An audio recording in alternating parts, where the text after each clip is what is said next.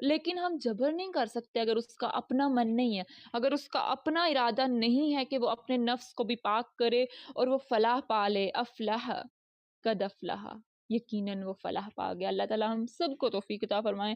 کوئی بھی پرفیکٹ نہیں ہے اس دنیا میں، کمی کوتاہی رہ جاتی ہے، لیکن بہترین مومن وہی ہے جو ہر لمحے اپنی ذات کو پاک صاف کرنے میں، یعنی کہ کوشش میں رہے.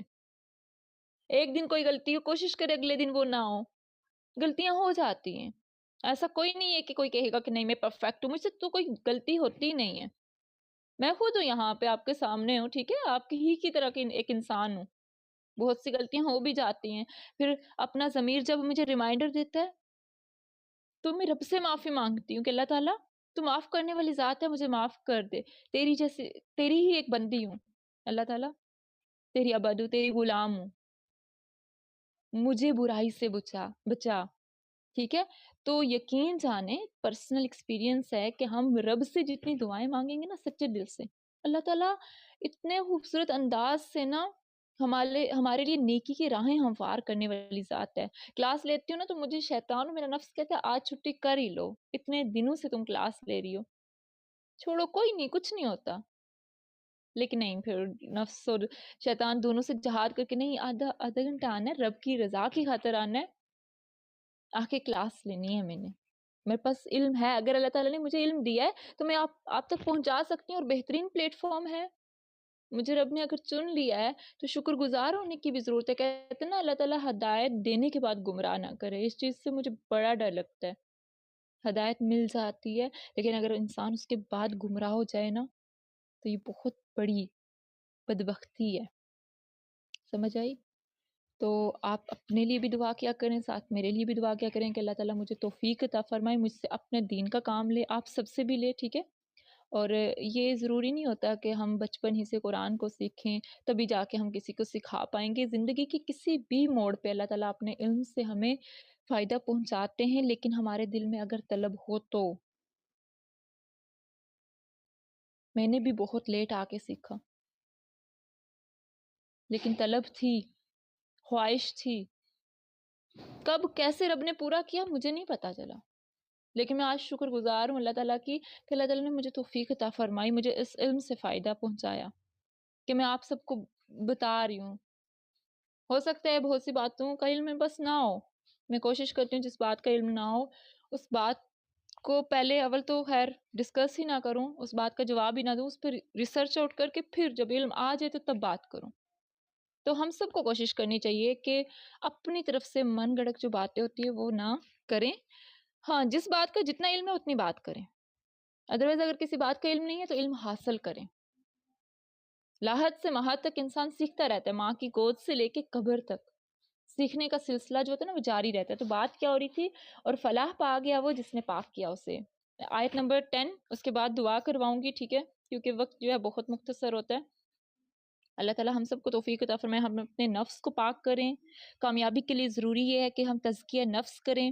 دل کو پاک کرنا بڑا ضروری ہے. ہمارا دل پاک نہیں ہے نا بہت اچھا. ایک اور چیز بھی ہے نا، ہو سکتا ہے ہم سب کے اندر موجود ہوتی ہے، یہ نہیں کہ نہیں، شاید ماضی میں ہو ابھی نہ ہو، شاید ابھی ہو. اور ہمیں اب اس آیت کو پڑھنے کے بعد ہم اپنے نفس پہ بھی کام کرنا شروع کریں. ٹھیک ہے. یہی بات ہے نا کہ اب قرآن میں ہم کوئی بھی مختصر سی بے شک ایک چھوٹی سی آیت ہی پڑھ لیتے ہیں، لیکن اس آیت کو اپنے عمل میں لانا شروع کریں. عمل میں تبھی لا سکیں گے کہ ہم اس چیز کو لکھ لیں اپنی نگاہوں کے سامنے، کہیں مطلب لکھا ہوا ہو جہاں پہ بار بار نظر پڑتی ہو. ایسا نہ ہو کہ بس لکھ کے ہم نوٹس بنا کے ہم کہیں سنبھال کے رکھ دیں اور اس کو کھولیں ہی نہ. لکھا ہوا جو ہو پھر اس کو دوسروں تک پہنچائیں.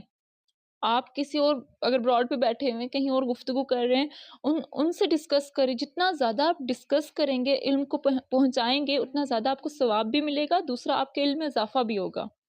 اب میں نے بہت عرصے پہلے، ٹھیک ہے، قرآن کا علم سیکھا تھا، ترجمہ، تفسیر، سارا کچھ، لیکن میں جب یہاں پہ لیکچر ڈلیور کرتی ہوں تو اس کے بعد میرا علم جو ہے نا پکا ہو جاتا ہے.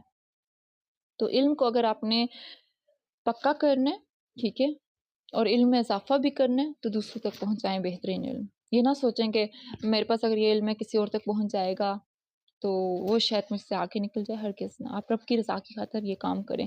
بہترین علم کسی تک پہنچانا صدقہ جاریہ اگر کوئی عمل کر لے۔ اس کے بعد ہم آیت نمبر 10 پہ جاتے ہیں۔ وَقَدْ اور یقیناً خوابہ وہ ناکام ہوا، من جس نے دساہا کس نے، کون ناکام ہوا؟ پہلے بات ہوئی قد افلح من زکاہا، کامیاب ہو گیا جس نے اپنے نفس پہ کام کیا، جس نے اپنی روح پہ بھی کام کیا، جس نے خود کو گناہوں سے بچایا۔ وَقَدْ خَابَ مَن دَسَّاهَا اور یقیناً وہ ناکام ہوا جس نے دبا دیا اسے۔ دساہا، دال سین واو، ایسا مطلب دبا دینا جیسے دفن کر دینا، خاک میں ملا دینا۔ استغفر اللہ، قابل غور آیت ہے، یعنی کہ دھیان دیں۔ اللہ تعالیٰ کہہ رہے ہیں کہ کامیابی اس کے لیے ہے جس نے پاک کیا زکاہا، اور ناکامی اس کے لیے، خوابہ کا مطلب ہوتا ہے ناکام ہوا، جس نے کیا کیا، اپنے نفس پہ کام ہی نہیں کیا۔ اور کہیں ہم ان لوگوں میں شامل تو نہیں ہیں؟ بہت قابل غور آیت ہے اور سوچنے اور سمجھنے کی بات ہے۔